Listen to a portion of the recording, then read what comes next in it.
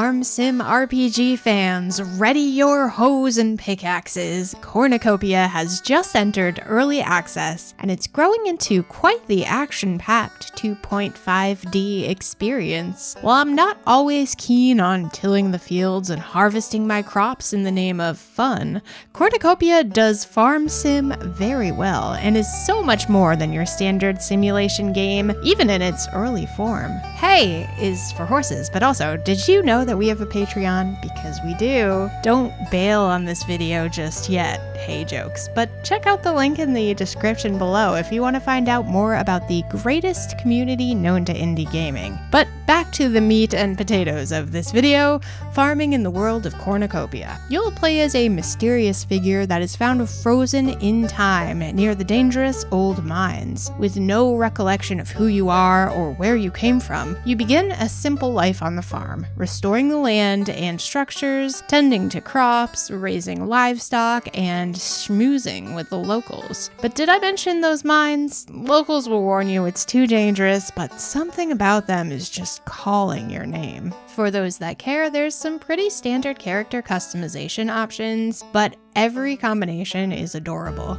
You can also name yourself, your farm, even your animals. Finger the chicken was my very best friend in the early stages of this game, and I will cherish her forever. In my humble opinion, farm sims require one of three things to be effectively engaging and addicting. Artwork so adorable that you don't mind spending hours staring at it while you perform menial tasks. Varied gameplay that doesn't make you feel like you're on a hamster wheel called the day-night cycle, or a more than meets the eye lore that beckons you onward to discover the mysteries of the world. Luckily, Cornucopia checks all three boxes. There is such bountiful variety to the gameplay, it would be overflowing from this review if I tried to fit it all in. So instead, I will highlight some of my favorite aspects so far. First, it's simple, and I thought it would be a gimmick at first, but I'll be darned if I didn't love the card system. Scratch off cards to earn yourself supplies and materials, or equip cards for enhancements or special events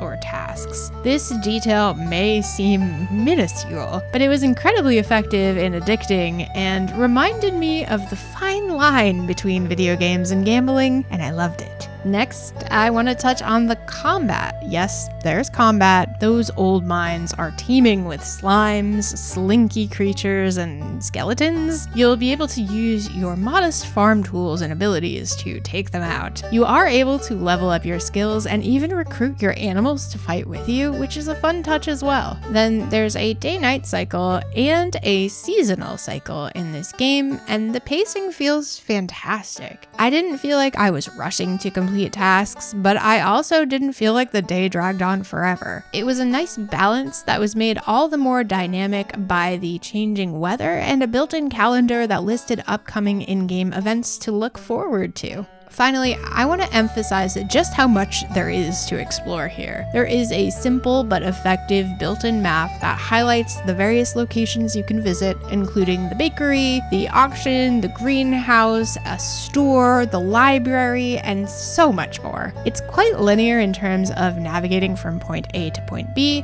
but I don't see this as a negative in any regard. I can't even put into words how much I appreciate not having to get tripped up by a cluttered world or a difficult to understand navigation system. Games are supposed to be fun, after all, not like the equivalent of trying to navigate the streets of a major city with nothing but a printout from MapQuest. Very specific example, but I feel like my generation will understand the fear of making a wrong turn without the option to reroute. Obviously, this title is still in early access, so much like my farm, there is still plenty of room for growth and improvement. The developers have promised additional locations to explore, more bosses, more pet options, as well as other feedback-based fine-tuning over the next year or so. As far as my feedback goes, I am already super impressed with what Cornucopia offers so far. I will say that the controller support, while there, is not yet ideal and could benefit from a bit of tweaking, but keyboard and mouse controls worked flawlessly.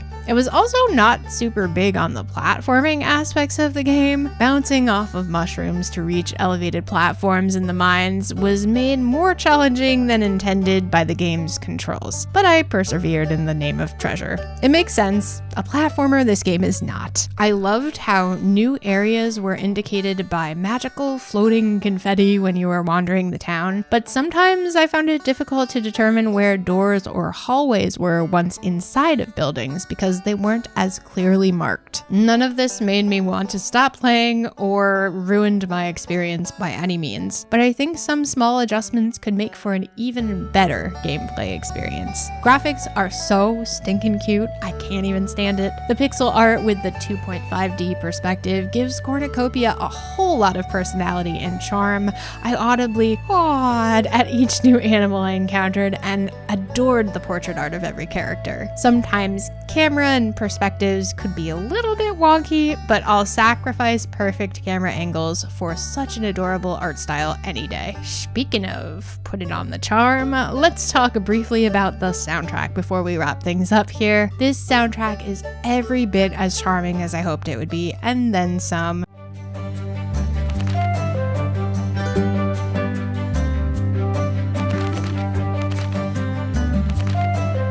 There was a great variety to the music, different vibes for different settings and moods. I particularly enjoyed the music in the mines, but that might just be because they told me not to go in there.